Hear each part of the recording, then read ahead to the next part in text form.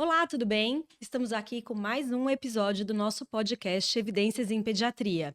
Eu sou a Marise Toffoli, estou aqui com a Simone, minha parceira do podcast, e temos hoje, para falar sobre bronquiolite, duas convidadas muito especiais. Nós estamos aqui com a doutora Patrícia Zapata, que é pediatra, pneumopediatra, mestre também em pneumologia pelo ICR da USP e Carla, nossa fisioterapeuta infantil, especialista em fisioterapia motora e respiratória. Então vamos lá. Nós sabemos o quanto a bronquiolite é desafiante. Eu falo que ela é desafiante não só para os pais, mas para os profissionais também. Toda vez que você vê uma criança, que você vê que ela vai desenvolver uma bronquiolite, para você passar para aquela mãe que ele vai piorar e que não foi falta, às vezes, do profissional que atendeu ele não ver a evolução do caso, isso às vezes gera muita ansiedade. Principalmente se ela é uma paciente, uma mãe de paciente que vai a um pronto-socorro. Então, ela sempre tem a sensação de que, às vezes, poderia ter feito desde o começo alguma coisa, que quem sabe se aquele primeiro profissional tivesse entrado com algum medicamento. Aí eu te pergunto, Patrícia, toda bronquiolite é grave? Bom, eu acho bem válido até falar disso, porque até eu, como especialista, a bronquiolite é uma das doenças que eu falo muito para os pais que geram muita impotência, né? Então, apesar de todos os anos aí de conhecimento que a gente tem, a gente não tem tido tantos avanços em termos terapêuticos. Assim, felizmente, a gente sabe que não são todas as bronquiolites que evoluem de forma grave. Mas é sempre importante orientar os sinais de gravidade, porque isso, por mais de métodos terapêuticos que a gente tenha, isso pode ultrapassar e às vezes precisar de internação. antes da gente ir falando de tratamento específico, tal, eu queria saber como que o pai, a mãe, o cuidador pode identificar que aquele bebê está começando um quadro de bronquiolite. Como a gente vê isso na prática? Tá, o que é importante lembrar é que a bronquiolite é causada por um vírus, né? Um vírus respiratório, então ela vai iniciar como um quadro gripal. E aí, o que é importante? Então, os primeiros sinais vão ser de gripe, coriza, congestão, tosse e isso. Em geral, todos os quadros de bronquiolite, eles acabam tendo um pico. Claro, a gente falando dos principais vírus envolvidos, o vírus sincicial respiratório, então a gente tem um pico do terceiro ao quinto dia. E quando a gente fala de pico, é uma piora dos sintomas, né? Um aumento da carga viral ali no organismo, e isso acaba piorando os sintomas. Então, o que é importante para os pais? Normalmente eu oriento assim, uma criança que ela está com desconforto respiratório, fundo o pescoço, né? A gente está visualizando as costelinhas, a respiração está curta, o abdômen está elevando com frequência. É uma tosse que está em crise, que a gente chama de tosse emetizante. Então, tosse, tosse, tosse, tosse, tosse. É uma criança que não está conseguindo ter uma ingesta adequada de líquido, né? E aí, principalmente, a gente falando né, de amamentação. É uma criança que já tem uma patologia de base, ela é cardiopata, ela é pneumopata, ela é dependente de oxigênio. Então, a gente tem que ter um olhar diferente para essa criança, às vezes para se atentar, às vezes não esperar esse terceiro dia, se já houver isso. Ela tem uma cianose, né? Um arroxeado ali nos lábios. A gente, pós-pandemia, tem tido uma cultura muito grande de oximetria, que eu falo para os pais terem uma cautela em relação a esse uso, porque tem que ser um uso e uma utilização adequada, né? Cumprindo ali tudo. Então, se essa oximetria está abaixo de 94, isso é um sinal de alarme. Então, são vários critérios, assim, para se observar. A dúvida, eu sempre oriento, leve no seu pediatra de confiança. Precisa ter um pediatra de confiança. Isso é fundamental para qualquer doença. E eu costumo dizer que a gente tem uma facilidade hoje que é poder filmar. Então, eu sempre falo para o paciente. Aí eu falo assim, filma para mim. Aí eles mandam a criança de roupinha. Falo, não, tira, filma o tórax, observa para mim. Porque muitas das vezes ele não sabe que a criança está grávida, ele não consegue perceber. Por mais que a gente coloque rede social, YouTube, vídeos, ele não consegue perceber quando é o seu filho. Então, ele não consegue ver o balancinho, a dificuldade. Eu sempre falo, filme me manda. Filme me manda. Por quê? Primeiro que a gente tem, assim, a impressão que eu tenho é que a gente tem uma facilidade muito grande de falar que não tá bem, ou então que tá bem. E eu falo que é aquela coisa, eu brinco muito que isso é muito coisa de pediatria, né? Meus filhos sempre ou não tinham nada ou ia morrer. Então você não tem um meio termo, e o pai também não tem, a mãe também não tem. Então a gente, assim, fica muito inseguro. Outra coisa que eu sempre falo muito é o seguinte: nessa época agora de viroses respiratórias, a mãe tem muito medo de ir ao pronto-socorro e pegar uma nova doença. E eu sempre falo, se ele não está bem, ele não vai pegar uma nova doença, ele está doente. Então eu preciso ir e tirar minha dúvida. Porque ela fala assim, às vezes é fim de semana, ela fala assim para mim, doutora Simone, mas eu vou lá e vou pegar uma outra coisa. Ela me mandou a filmagem, ele está de espineca, ele está cansado, eu falo, ele precisa ser avaliado. Sim. Com certeza. Eu acho que é uma coisa assim, confiar também no pediatra que faz o segmento, né? Então, se já tem aquele parâmetro, falou, está desconfortável, precisa de uma avaliação, porque isso pode tardiar, né? E aí, tardiando, a chance de hospitalização é muito maior. Com certeza, com certeza. Falando então, é que a gente já sabe identificar alguns fatores de risco que você colocou. Queria saber se tem mais fatores de risco e se a gente tem como prevenir antes da gente entrar em tratamento. E por falar em prevenção, uma coisa que as pessoas estão muito em dúvida e tem confundido muito a cabeça das mães.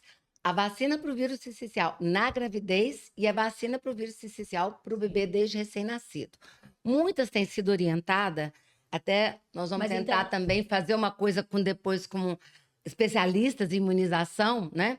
Mas assim, a prevenção, que isso confunde muito a mãe, é 100%, é casos graves, ela vai conseguir prevenir fazendo a gestação, ela deixa para depois do parto? Tá, então vamos lá, assim, essa parte da prevenção eu falo que a gente está numa virada de chave, né, esse ano aí com Tomara, novos né? avanços. A gente tem já várias prevenções, só que é especificamente para o vírus sincicial respiratório, né? Então isso é um fato bem importante de marcar, porque as mães, os pais, às vezes eles têm a ideia de que vai vacinar e não vai ter bronquiolite. Isso. E é única e exclusivamente contra o principal vírus da bronquiolite. Né? Então, a gente tem 3 tipos de prevenção. A gente tem prevenção dos idosos, que é uma coisa que eu falo, a gente precisa ter uma prevenção também da rede de apoio. Isso é fundamental. Isso. A gente tem a prevenção das gestantes, e aí entra um fator que é bem importante, porque assim, o que é garantido como prevenção das gestantes é se essa vacina ela for realizada 14 dias antes do parto. Isso é importante. Porque senão a gente não tem, assim, no mínimo 14 dias, né? Ultrapassados isso, daí assim, a gente não tem tanta transferência de anticorpos suficientes para ter uma prevenção. Fora isso, é importante também a gente ter conhecimento da imunocompetência da mãe. Porque se a mãe ela tem uma imunidade baixa, isso também, né, transfere menos.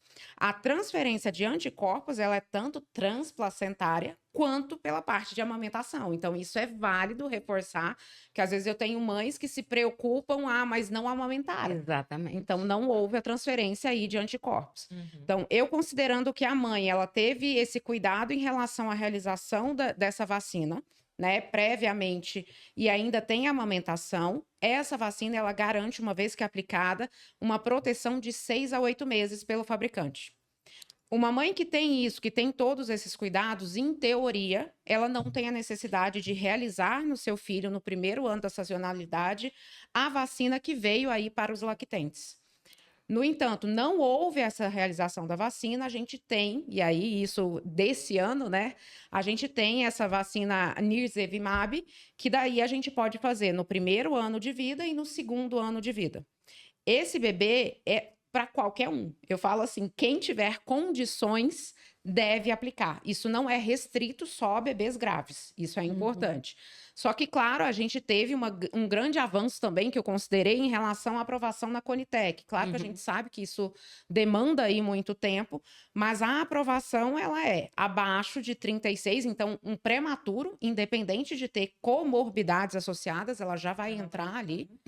Se tiver alguma doença pulmonar, alguma doença cardiológica já acaba entrando aí nesse processo, mas qualquer bebê pode fazer, né? E lembrando que é um anticorpo, então a gente não precisa esperar a criança ficar bem, a criança sair de um quadro respiratório para realizar o anticorpo.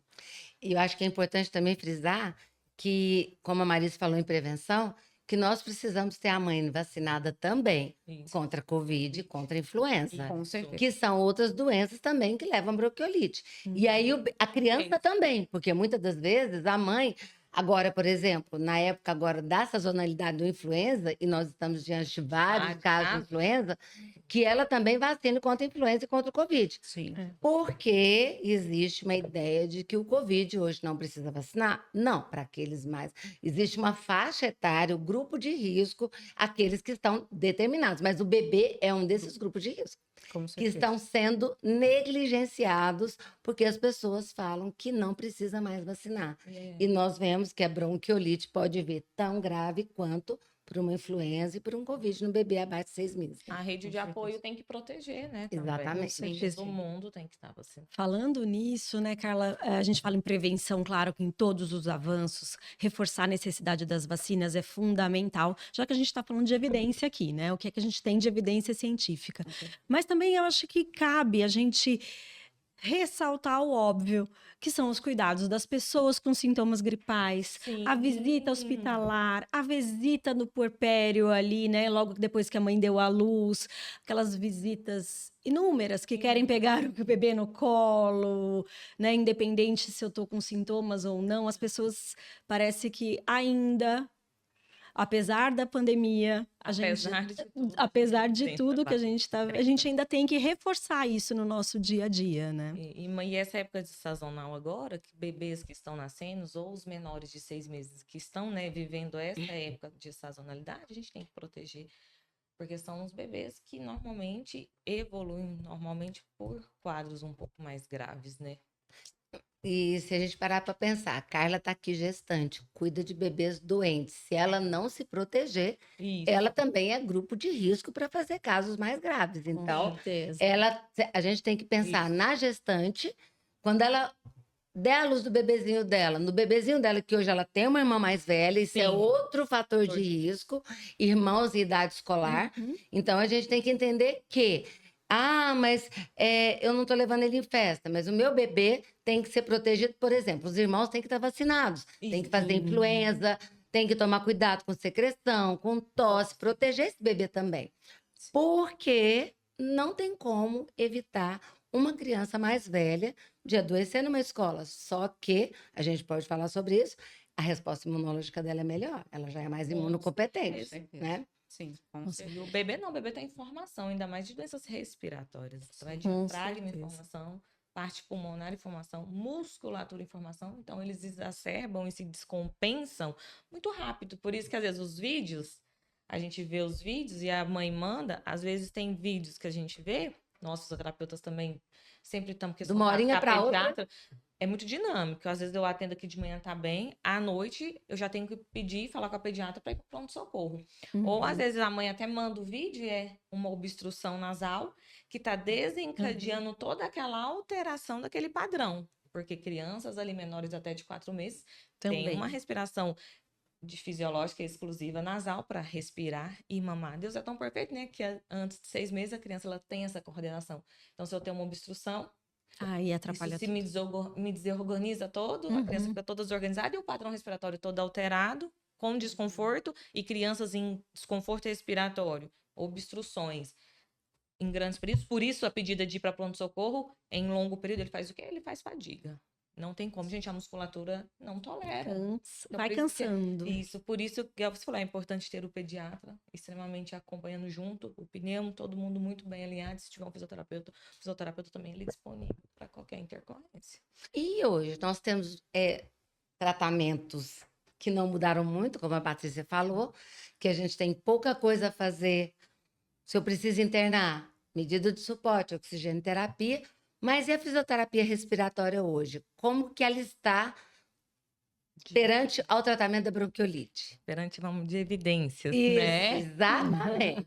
A fisioterapia, ela tá engatinhando, né? A gente tá ganhando muito espaço e a gente já ganhou. Hoje a gente já tem artigos que comprovam a fisioterapia respiratória em bronquiolite aguda, viral. A gente veio aí em 2016, é recente. que Uhum. veio, que bombou artigos, realmente para mostrar. Em 2023, que a gente tem um mais atual, porque ele é de 2005 e ele vem sendo repaginado, tendo outras leituras e sendo remodelado, que é um sobre bronquiolite entre crianças de 0 a 2 anos.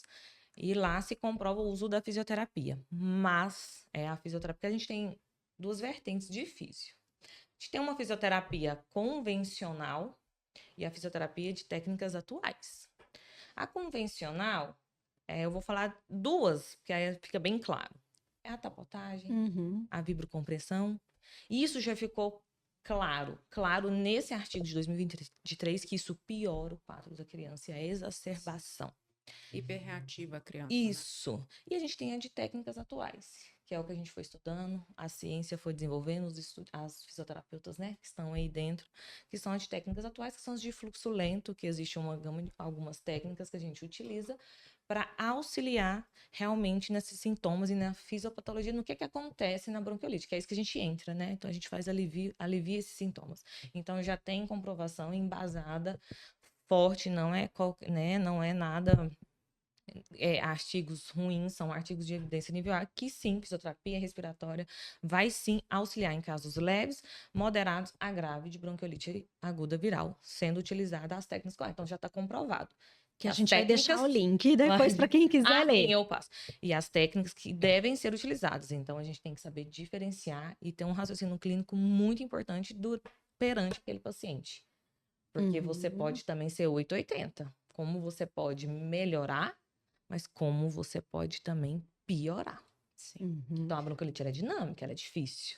Se ela é difícil para a equipe médica, de tudo de condução, para nós também é desafiadora. Então, tem que ser um profissional e a gente tem que ter total conhecimento de anatomia, de fisiopatologia, de alterações, de tudo para conseguir conduzir da melhor forma. Perfeito, perfeito. Então, para a gente sistematizar para quem está nos ouvindo o tratamento. Então, o tratamento inicial para aquela fase gripal, a gente faz o quê? Então, para qualquer quadro gripal, a orientação é a questão em relação à lavagem de nariz. E aí, isso, claro, uma coisa que Polêmica. é polêmica. Sei, por isso que eu comecei. Porque agora nós e aí estamos voltando, entrando Você na sabe polêmica. que eu faço? Então, uma Você sabe polêmica. que eu tenho muito medo de usar o termo lavagem nasal, né? Então eu falo, hoje a gente fala, lava o nariz. Aí a mãe acha que ela tem que lavar o nariz mesmo. Isso, eu quero falar Né? Então, assim, esse termo lavar o doutora? nariz, né? E aí tem o termo também de lavar o que tá limpo. Por que que eu tenho que lavar o nariz de um recém-nascido, se ele não tem nada? Então, essa é outra coisa que, como pediatra, me incomoda um pouco. Então, eu parei de usar o termo lavagem nasal, que a gente usava muito, porque a interpretação é: se ela falou para eu lavar o nariz, eu vou pegar a seringa e vou lavar o nariz. E a gente usava a lavagem nasal como conta-gotas, jato contínuo, 360, e todo mundo compreendia. Mas aí veio a lavagem nasal e todo mundo pôs no mesmo pacote, né? Isso, Então, é, você porque é chama falta como? de informação. Eu É. usar soro fisiológico, jato contínuo várias vezes ao Ao dia, eu dia. chamo o que eu prescrevo. Porque aí não eu- dá um nome. eu explico desse jeito. Por quê? Tem mãe que não consegue, tem mãe que não sabe fazer. E eu sempre Isso. cito o trabalho da Sociedade Brasileira de Otorrino, que ela tem as técnicas de qual soro usa, quanto eu uso, qual é o melhor para aquele bebê. Então, se eu vou usar um jato contínuo, se eu vou usar um 360, se eu vou usar um conta-gotas num recém-nascido, se eu vou usar uma seringa com aquele protetorzinho de nariz, ou se eu vou usar um de mais baixa ou média pressão. Tá, então Né? nessa situação, a gente vai usar o quê? Eu, Simone, gosto de jato contínuo.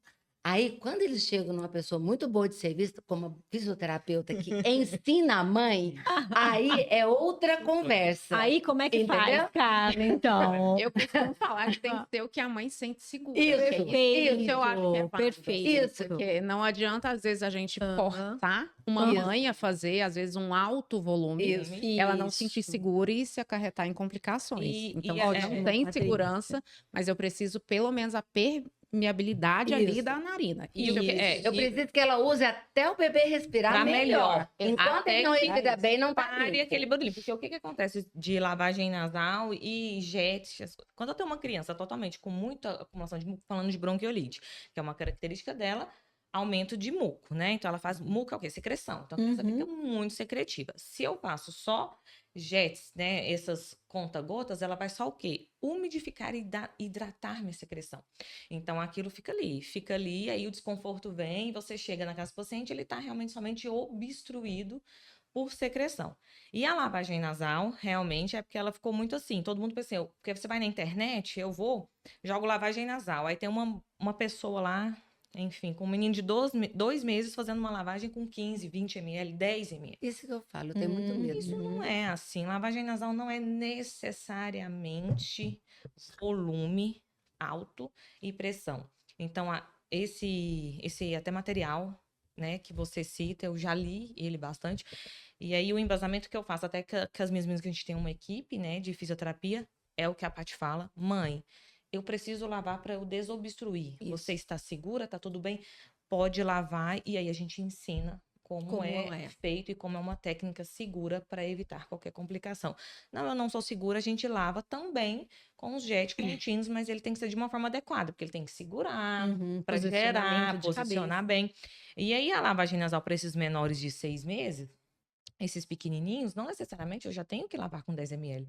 A gente lava com 1 ml, com 2 ml, com criança posturada adequadamente, mas lembrando que eu preciso fazer essa lavagem até desobstrução. Isso. Ela é com baixo volume, mas ele é lavado esse narizinho várias vezes até ter uma desobstrução. Então, eu não gero pressão alta e eu não gero volume excessivo para gerar qualquer desconforto. Porque eu e a Paty tivemos um paciente em comum, que é até da doutora Simone Ramos, que estava hiperreativando, fazendo sibilância com lavagem nasal, com 4 e 5 ml. Então, assim, olha como é que a gente precisa entender e conhecer nosso paciente. Exatamente. E saber a hora de quê? De regredir.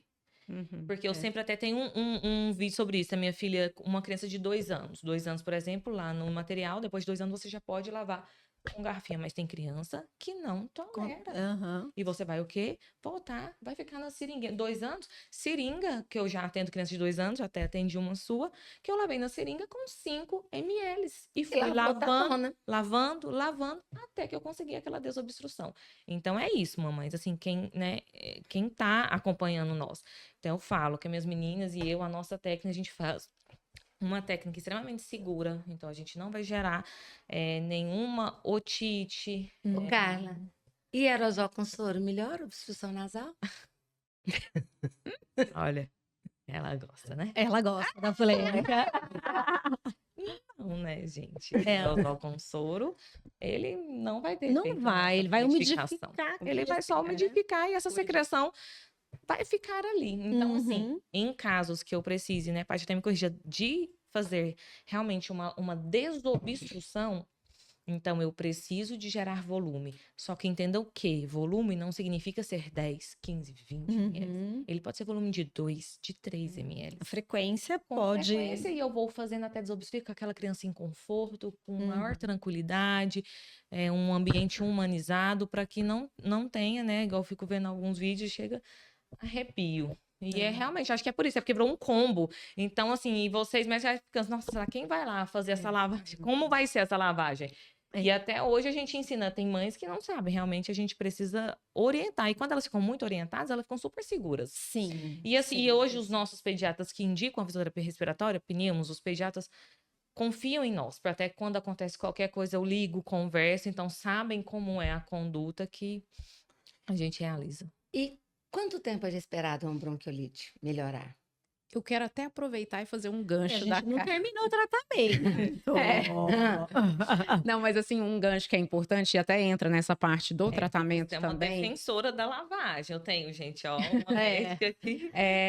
Assim, que a gente tem entrado, isso até o artigo que eu até disponibilizei para vocês, que ele é bem recente, assim, na personalificação do tratamento. Isso. Então, a gente tem que individualizar esse tratamento. Cada criança vai responder de uma forma.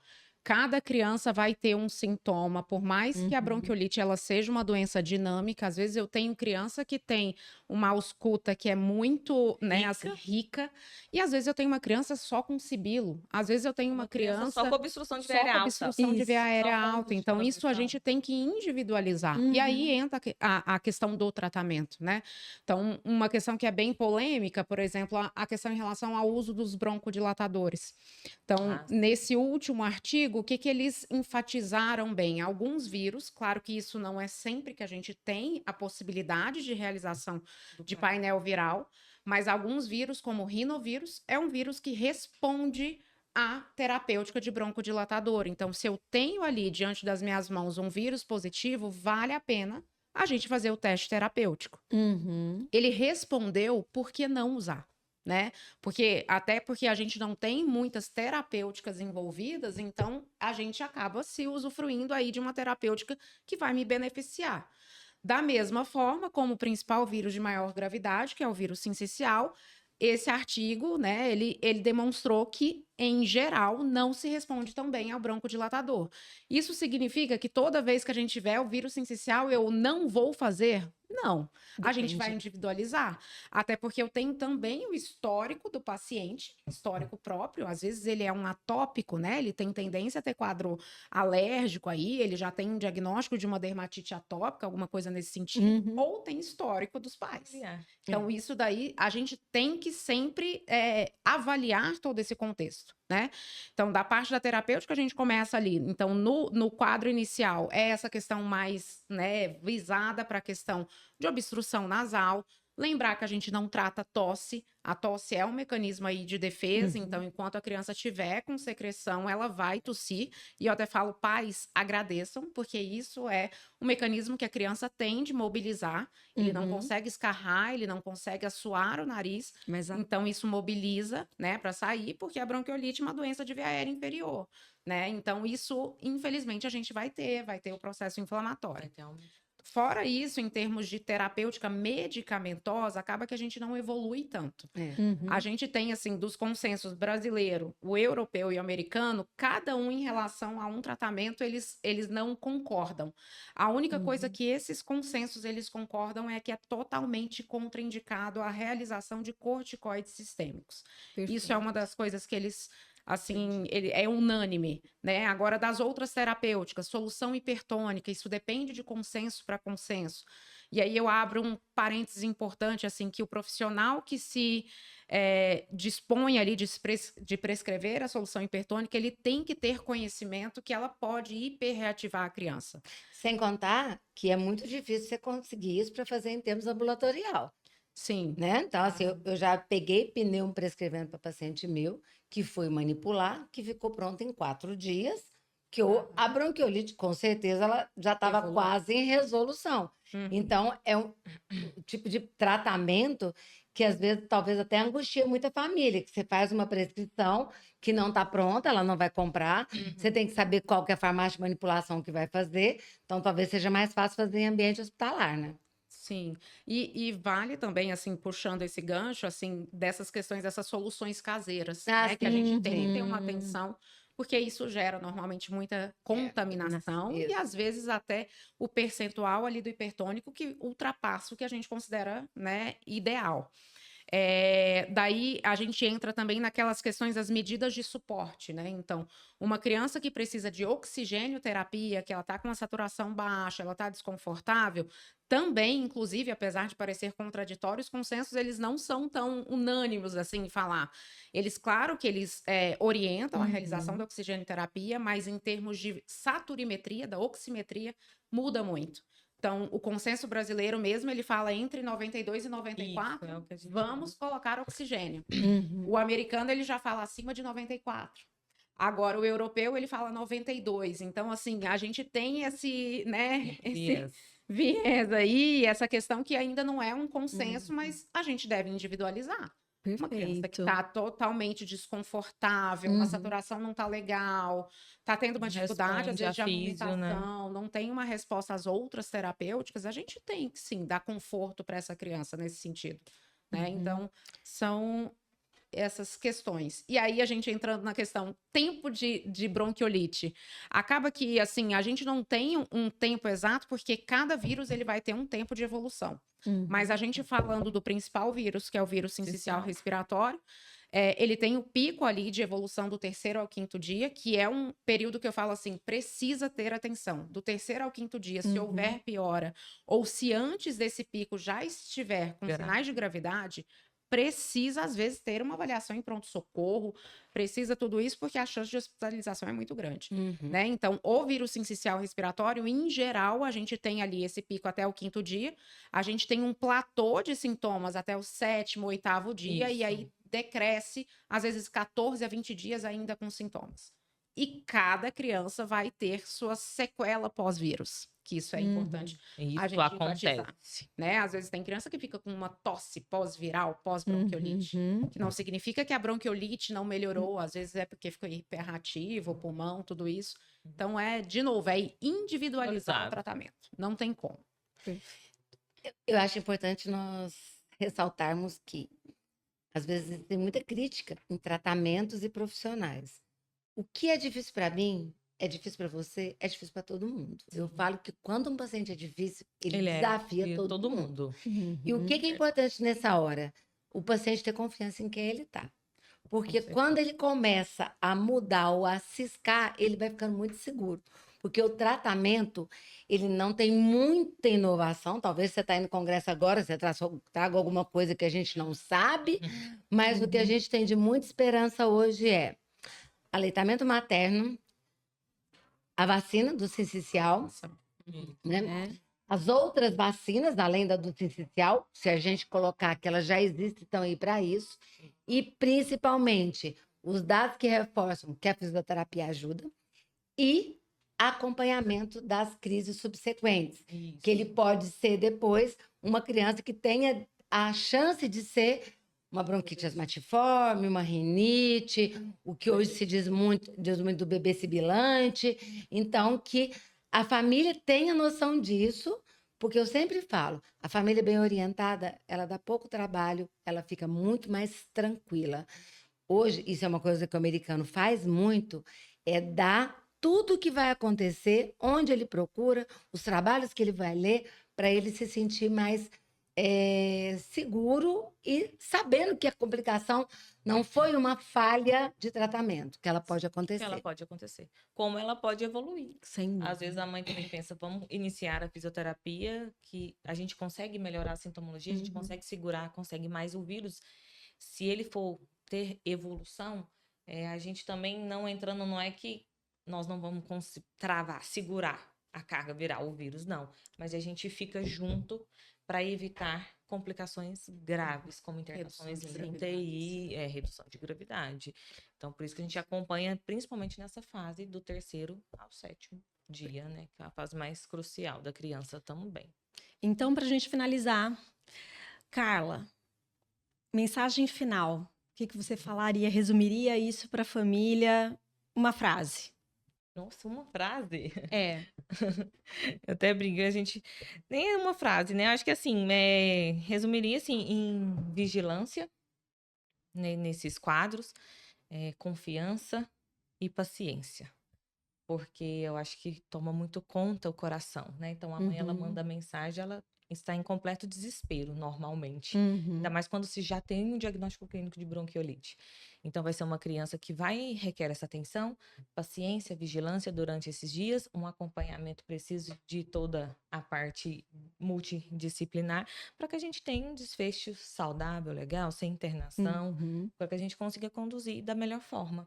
Então, ele vai sim ter momentos de dias de dormir pouco, de ser difícil à noite, de ser difícil o dia, de ser difícil para comer, para se alimentar. A gente precisa respirar, ter calma e manter vigilante, com muita paciência, muito colo, muito peito, para quem os menores aí de 6 meses que está em amamentação, para que a gente consiga conduzir com tranquilidade todo mundo e a confiança, né? E tenha sucesso, né? E que tenha sucesso. E a gente tá tendo, né? Graças a Deus, esse ano. A gente tá. Poucas internações. As coisas estão indo. Caminhando. Patrícia, seu recado para quem está nos assistindo. Nossa, eu tenho muitos recados.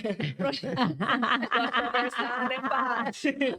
Não, mas eu acho assim, foi até por isso que eu fiz pediatria, eu confesso, porque eu gosto de conversar, eu gosto de orientar. E eu acho que uma família, até igual a doutora Simone falou, uma família bem orientada é uma família que ela vai ter tranquilidade nesse processo. né? Então, assim, primeiro é importante a gente desmistificar em relação à questão da bronquiolite. Ter bronquiolite não necessariamente vai evoluir para uma gravidade, mas da mesma forma que ter bronquiolite, eu preciso ter vigilância, né? Que entra no que a Carla falou. Então, ter o seu pediatra de confiança, eu acho que é a chave de tudo, né? Você ter ali alguém com quem confiar, não ser aquela família que só vai a pronto-socorro, né? Ou que Então, só assim, procura o pediatra numa intercorrência. exato. Né? Então, A assim, gente ter tem um que ter acompanhamento, isso faz total diferença. Faz. Eu acho que é esse talvez o maior recado aí que eu tenho para dar. Obrigada, foi maravilhoso, meninas. Muito obrigada. Sempre um prazer ter vocês aqui. Muito obrigada. Obrigada. Nós vamos novamente deixar os links, os artigos, tanto para os pais, como para as famílias, como para os profissionais, né, Marisa? Sim. E se alguém tiver alguma dúvida, quiser mandar alguma questão para que a gente possa discutir, Sim. Patrícia é sempre muito acessível, a Carla também. Apesar de que a Carla daqui a pouquinho vai ficar acessível só para o bebezinho dela, mas... Mas a gente tem equipe, a gente tem as meninas. Isso, que são maravilhosas também, sempre nos dão muito suporte. É isso, né, Marisa? Obrigada.